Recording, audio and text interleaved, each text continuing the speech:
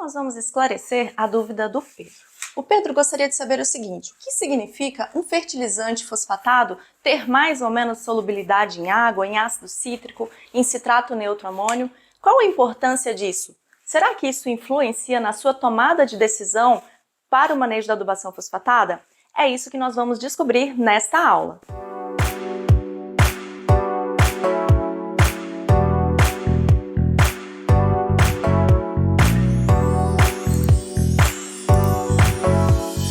Como eu já falei anteriormente, o tema desta aula é a solubilidade dos fertilizantes fosfatados. Mas antes de entrar no conceito dos extratores, vamos entender um pouquinho sobre o que é a solubilidade do fertilizante. Quando nós falamos sobre solubilidade do fertilizante, nós estamos nos referindo a uma capacidade que esse fertilizante tem de se dissolver quando entra em contato com a água ou, nesse caso, com a solução do solo. Nesse caso, então, nós poderíamos citar alguns exemplos. Por exemplo, aqui no superfosfato simples e no superfosfato triplo, nós temos o fósforo na forma de fosfato de cálcio. Dessa forma, quanto de solubilidade este composto tem para disponibilizar o fósforo na forma assimilável para a planta. No caso, por exemplo, do MAP, nós teríamos aqui o fosfato monoamônico e no caso do DAP, no fosfato diamônico. Ou seja, nós poderíamos nos perguntar qual ou quão solúvel são esses compostos para que eles se convertam, então, no ânion fosfato, que é de interesse para a absorção das plantas, pelas plantas. Existem diversos fatores que afetam a solubilidade de um fertilizante no geral, não só dos fertilizantes fosfatados.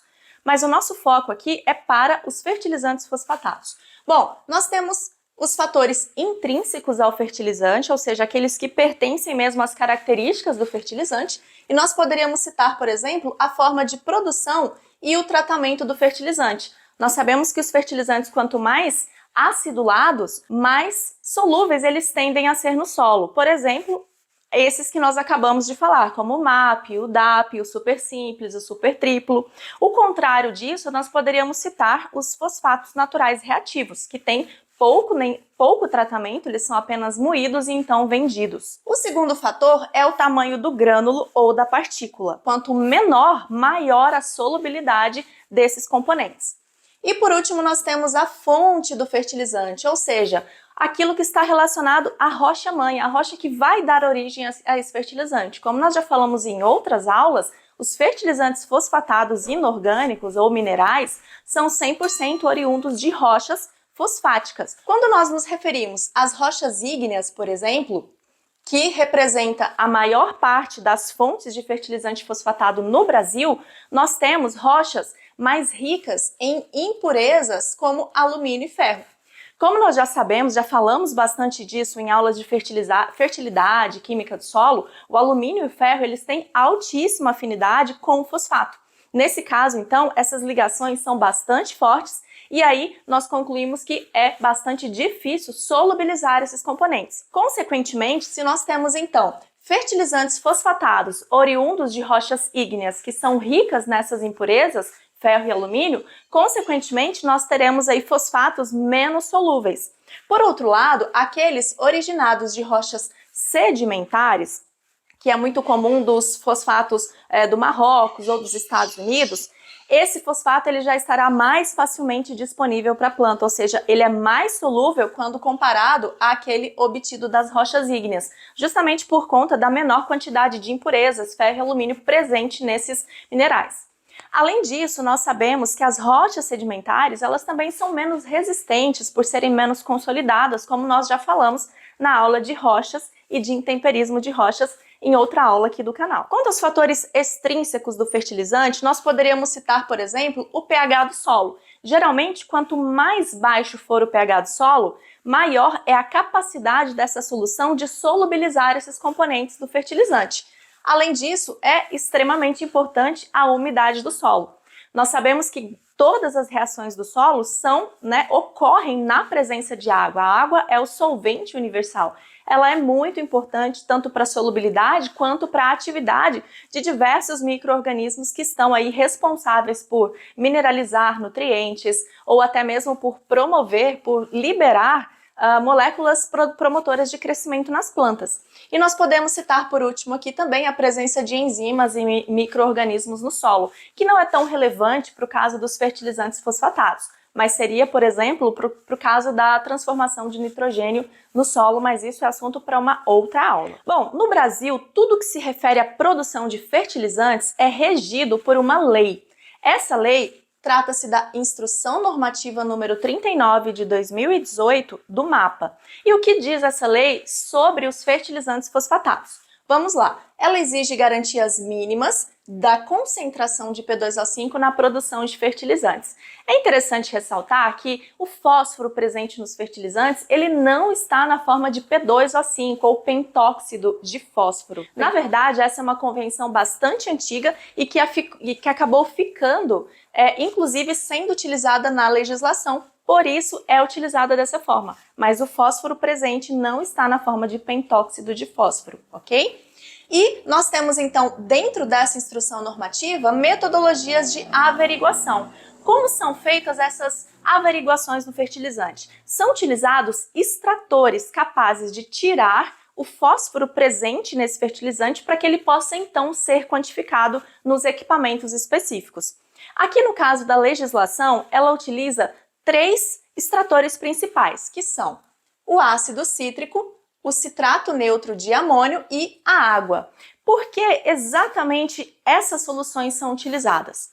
Porque elas buscam reproduzir as condições normais presentes ali na rizosfera, ou seja, aqueles 2 a 5 milímetros ao redor das raízes, que é onde geralmente grande parte desses fertilizantes vão solubilizar e, consequentemente, disponibilizar os íons para serem absorvidos pela planta. Então, esse é o objetivo desses extratores. Considerando, então, essa legislação, nós temos 3 grupos de solubilidade de fertilizantes, divididos, então, da seguinte forma.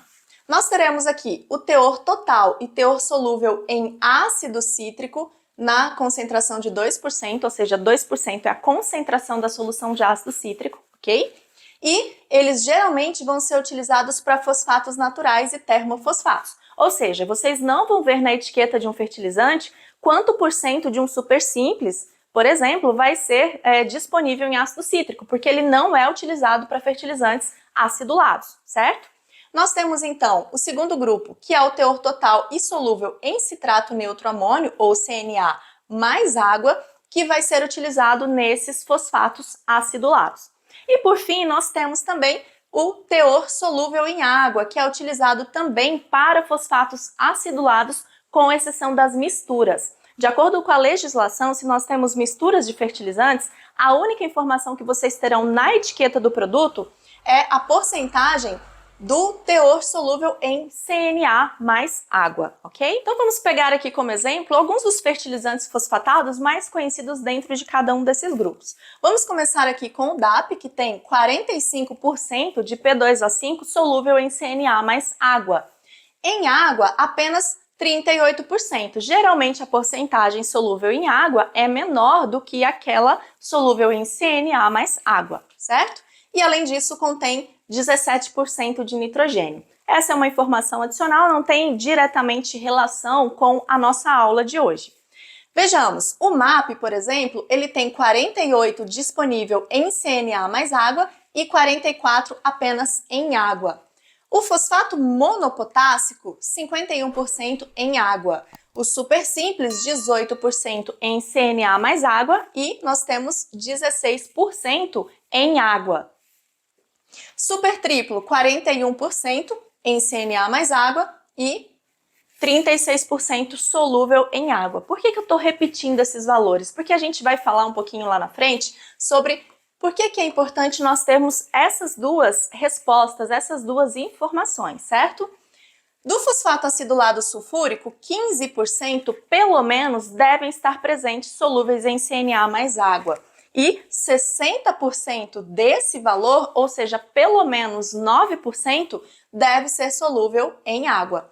Já para o fosfato acidulado fosfórico, nós temos 36% solúvel em CNA mais água e 60% desse valor, ou seja, cerca de 22%, solúvel em água, certo? E cada um desses fertilizantes também tem outros nutrientes aí sendo fornecidos. Essa informação é importante no momento da compra, porque às vezes pode ser mais interessante você optar por fertilizantes que são polinutrientes, ou seja, que fornecem mais de um tipo de nutriente, porque isso pode facilitar ali no seu cálculo de adubação e no manejo de adubação. Vamos agora para o segundo grupo dos fertilizantes fosfatados para comparar um pouco essas informações. Vejam bem, aqui agora nós temos um grupo um pouco diferenciado: fosfato natural, parcialmente acidulado, fosfato natural reativo e fosfato calcinado. Bom, aqui vocês vão perceber que nós temos algumas informações a mais. Primeiro, o total de P2O5 ou de pentóxido de fósforo e também a porcentagem desse fertilizante solúvel em ácido cítrico. O ácido cítrico, ele é um pouco mais forte do que o CNA e, consequentemente, também do que a água. Aqui, então, a gente já tem um certo spoiler de que o fosfato que é solúvel somente em ácido cítrico, ele é um pouco menos reativo do que o grupo anterior. Então, vejamos bem, o fosfato natural, ele precisa ter, no mínimo, certo? 5% de P2O5 total. O que significa total? Tudo que tem ali naquela rocha que foi basicamente moída e entregue para ser aplicada, tá? 5% já é muito pouco. Entretanto, do P2O5 solúvel em ácido cítrico, somente 15% desse valor vai ser solúvel em ácido cítrico. Então, nós temos aqui menos de 1% do fosfato natural reagindo no solo. O que mostra que, dependendo do objetivo da sua fertilização, o fosfato natural não vai ser nem um pouco interessante. Continuando, temos aqui o fosfato parcialmente acidulado, com 20% de P2O5 total. Entretanto, como não se trata de um fosfato natural ou um termofosfato, nós teremos então as informações anteriores, ou seja, aquela parte solúvel em CNA mais água e a parte solúvel em água. Então, 9% em CNA mais água e 5% apenas em água. Nós temos aqui também o fosfato natural reativo, que ele já tem uma quantidade significativamente maior, tanto de fósforo total, P2O5 total, quanto daquele solúvel em ácido cítrico. Então, 27% e 8,1% respectivamente, tá? Isso aqui, pessoal, não é que todo fosfato natural reativo tem exatamente essa concentração. Significa que qualquer empresa, qualquer indústria que for tentar comercializar esse tipo de fertilizante tem que ofertar no seu produto, no mínimo, essas concentrações aqui. E, por fim, o fosfato calcinado, que tem 18% de P2O5 total e 14% de P2O5 solúvel em CNA mais água. Vamos então para a aplicação prática dessas informações. Qual a relação da solubilidade dos fosfatos com a disponibilidade desse fósforo à planta? Se nós fôssemos falar sobre capacidade de dissolver o P2O5, nós colocaríamos nessa sequência. O ácido cítrico ele tem maior capacidade. O CNA é menor do que o ácido cítrico, mas por sua vez mais capaz de extrair o P2O5 do fertilizante do que a água. Então, quando a gente fala de disponibilidade, nós poderíamos colocar exatamente nessa sequência aqui. Aquela porcentagem disponível em água, ela é mais disponível do que aquela disponível apenas na presença de CNA, que por sua vez é mais disponível do que aquela solubilizada apenas na presença de ácido cítrico. Considerando então essas informações, o que nós poderíamos dizer? Que toda a porcentagem do fertilizante solúvel em água já está prontamente e imediatamente disponível para a planta. Então vamos pegar o exemplo do super simples. Ele tem 18% solúvel em CNA mais água, mas 16% é solúvel apenas em água. Então 16% do superfosfato simples já está prontamente disponível para a planta. E o que nos diz, então, a informação da porcentagem solúvel em CNA mais água? Significa que essa porcentagem ela estará sim disponível para a planta, mas não imediatamente disponível. Bom, algo importante de ser citado é que sempre que vocês buscarem a composição de um fertilizante que vocês adquirirem ou estiverem recomendando adubação com ele, é importante que vocês comparem duas informações: o teor de P2O5 solúvel em CNA mais água e o teor de P2O5 solúvel em água. Por que isso é importante? Como eu falei anteriormente, alguns fertilizantes originados de rochas ígneas, muito comum aqui nas fontes brasileiras de fosfato, eles têm elevada impureza. Mesmo assim, esses fertilizantes eles podem apresentar uma alta porcentagem de P2O5 solúvel em CNA mais água. Entretanto, terá uma baixíssima solubilidade do P2O5 solúvel em água. Então, nesse caso, esses fertilizantes representam péssimas fontes de nutriente, fontes de fósforo para a planta. Essa é uma informação importante de você observar na composição desse fertilizante. Outro aspecto prático está relacionado à eficiência do fertilizante. Qual é, então, a relação da solubilidade com a eficiência desse fertilizante? Nós poderíamos aqui, com essas informações, dividir dois grandes grupos para facilitar o entendimento. Teríamos, então, o primeiro grupo com aqueles fertilizantes mais solúveis, em geral os mais acidulados, super simples, super triplo, o MAP, DAP. Nós teríamos, então, um fósforo rapidamente disponível, sobretudo aquela porcentagem que é solúvel em água. Nós temos também um certo cuidado com as perdas por adsorção específica. Por que que isso acontece? Já que esse fósforo, esse fosfato, ele é prontamente disponível para a planta, significa que assim que você adiciona esse fertilizante ao solo, tendo umidade para reagir e promover essa solubilização, esse fosfato ele vai ser rapidamente disponibilizado na solução do solo. Uma parte vai ser absorvida pela planta, entretanto, a planta não absorve todo o fósforo que ela necessita para o ciclo lá no início ou ao mesmo tempo. Ela vai absorvendo ao longo do ciclo. Então, uma grande parte do fósforo vai ficar ali na solução do solo, mas como nós já falamos em outras aulas, esse fosfato ele tem uma interação muito forte com os coloides inorgânicos do solo, sobretudo os óxidos. Então, o que acontece? Nós teremos uma grande quantidade de fósforo que vai começar a ser retido inicialmente de forma reversível ali no complexo de troca, até que essa retenção evolua para uma adsorção específica, porque a planta ainda iria demorar um pouco mais para absorver esse nutriente. Então, todos aqueles fertilizantes acidulados ou os mais solúveis, precisa-se ter cuidado com essa questão. Agora, nós teremos um menor efeito residual, já que grande parte dele é solubilizado logo após ou algum tempo após a sua aplicação.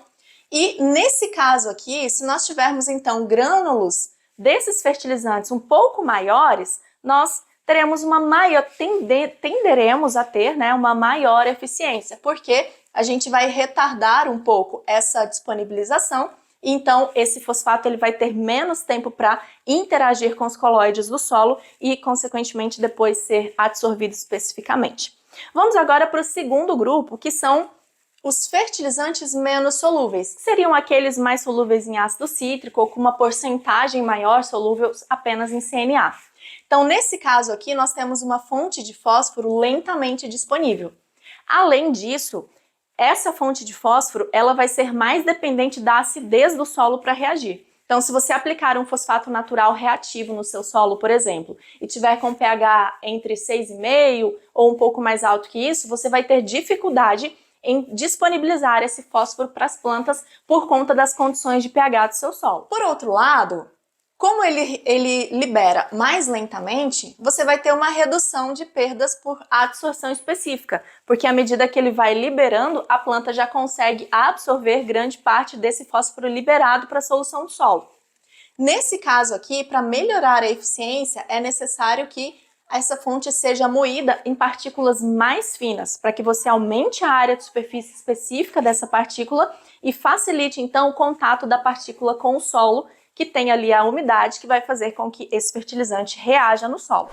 E por fim, tenderemos, claro que dependendo aí da rocha de origem, tenderemos a ter um maior efeito residual no solo. Todas essas informações são muito importantes, são cruciais para o manejo da sua adubação fosfatada. Exatamente essas informações vão fazer parte de todo aquele combo que você considera para tomar as decisões ali na implantação da sua cultura. Espero que essa aula tenha te ajudado e que tenha esclarecido todas as suas dúvidas. Eu espero você na próxima aula. E não poderia deixar de citar, não se esqueça de acessar o nosso site, portalgeps.com, porque lá você encontra mais de uma centena de aulas organizadas didaticamente na melhor sequência de estudos para você. Até a próxima!